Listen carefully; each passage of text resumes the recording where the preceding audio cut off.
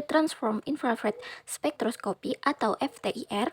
Sebelumnya, perkenalkan dulu anggota-anggota kelompok kami, yaitu yang pertama saya sendiri Leni Agustini, yang kedua Zikro Azahra, yang ketiga Julia Dinata, keempat Risa Afifah Fahira, dan terakhir Tetra Helmayana. Pada video ini berkaitan instrumen FTIR, kurang lebih ada 4 topik yang akan kita bahas. Yang pertama, yaitu prinsip kerja. Kita mengenal dan mengingat kembali prinsip kerja dari instrumen. Kemudian, konsep dasar vibrasi molekul, kita memahami konsep terjadinya vibrasi. Yang ketiga, kita mengetahui dan mampu membedakan jenis-jenis macam vibrasi. Dan yang terakhir, tentunya kita bisa membaca serta meramalkan struktur senyawa berdasarkan spektranya. Nah, ada pertanyaan mengapa ya kita menganalisis suatu senyawa menggunakan FTIR? Karena dengan menggunakan instrumen FTIR, kita mampu mengidentifikasikan suatu senyawa berdasarkan gugus fungsinya. Yuk kita lanjut.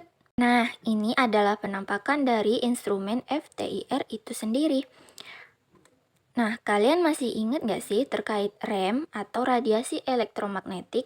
Di instrumen FTIR, rem yang kita gunakan adalah sinar inframerah yang berinteraksi dengan suatu materi berupa molekul senyawa, terutama molekul senyawa organik. Hasil dari interaksi rem dan materi akan menghasilkan suatu vibrasi molekul.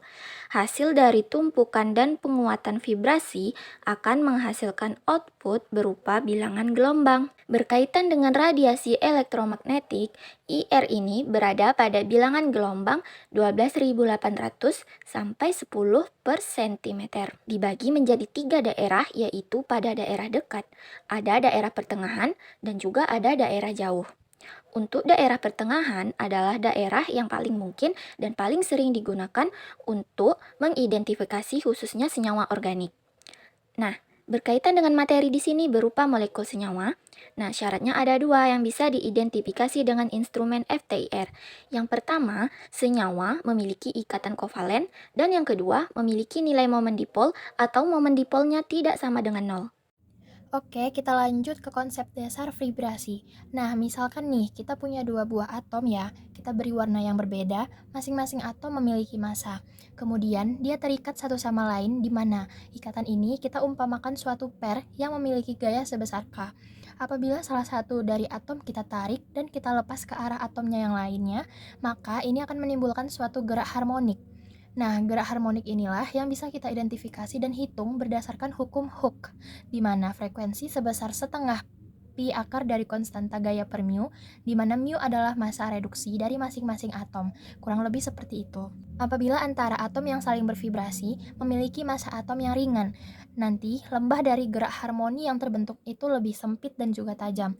Sedangkan apabila antar atom yang saling bervibrasi massa atomnya ini berat, nanti akan menghasilkan suatu gerakan harmoni yang cukup landai dan juga lebar. Oke, kita lanjut lagi ke jenis-jenis dari vibrasi. Nah, vibrasi molekul secara umum ini terbagi menjadi 2 jenis. Jenis yang pertama kita sebut sebagai vibrasi uluran atau regangan atau kita kenal dengan stretching. Dan yang satunya lagi tekukan atau bending. Nah, untuk uluran atau regangan ini dibagi lagi menjadi 2. Ada yang simetri, arah dari vibrasi molekul, yaitu sama, sedangkan yang asimetri, arah dari vibrasi molekulnya itu tidak sama. Misalnya, ada yang ke atas dan satunya ke bawah, begitu juga seterusnya. Nah, sedangkan untuk vibrasi tekuk atau bengkokan atau bending ini dibagi menjadi 4. Yang pertama ada goyangan atau rocking, yang kedua ada guntingan atau skisoring, yang ketiga ada kibasan atau wagging, dan yang terakhir, yang keempat adalah pelintir atau twisting. Terlihat ya bedanya jika vibrasi ulur atau vibrasi regangan ini terjadi sepanjang ikatan, sedangkan untuk vibrasi tekuk atau bengkokan terjadi di sepanjang sudut ikatan. Cukup sekian pembahasan tentang instrumen FTIR dan konsep vibrasi pada video kali ini. Apabila masih banyak kekurangan, kami mohon maaf. Wabillahi taufiq wal hidayah. Wassalamualaikum warahmatullahi wabarakatuh.